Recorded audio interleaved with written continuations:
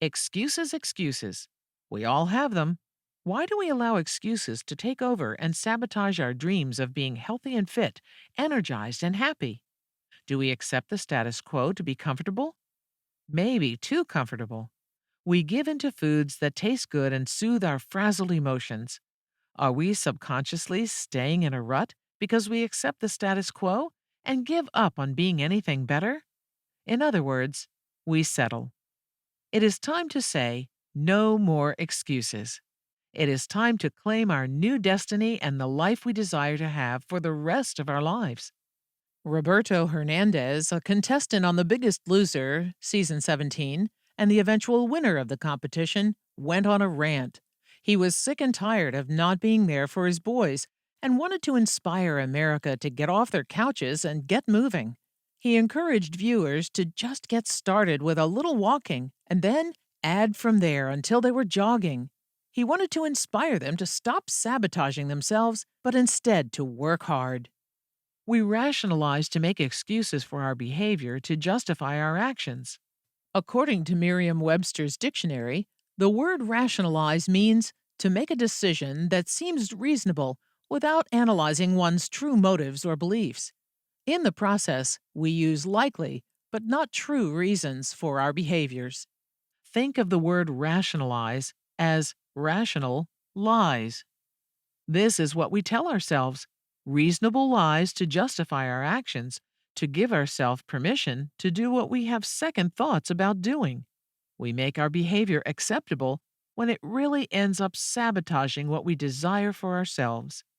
How do we overcome these rational lies we tell ourselves? First, we must catch ourselves doing it. They are insidious, these lies we fall into and then later regret. We rationalize in many ways, not just with food. What are some ways you rationalize?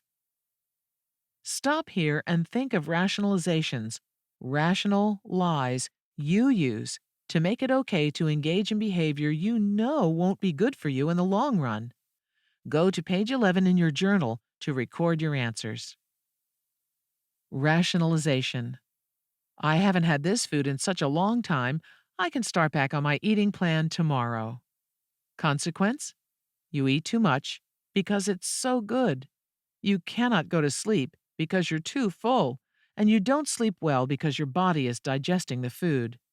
You're tired the next day and you have paid for your indulgence. Make your list. Keep adding to it as you become aware of more.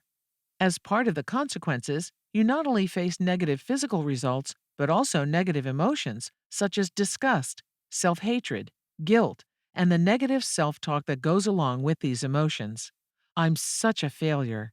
I can't do anything right. When will I ever grow up? I'm so weak-willed. I knew better, but I did it anyway. And the negative thoughts keep coming. Add these negative emotions and negative self-talk to your list. Why is it important to make these lists? When you recognize the traps you set for yourself by rationalization, you will catch yourself and choose another behavior.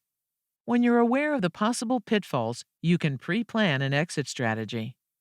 Now's the time to identify your rationalizations and consequences you've experienced. While you're working on this, feel the pain caused by giving in to these rational lies.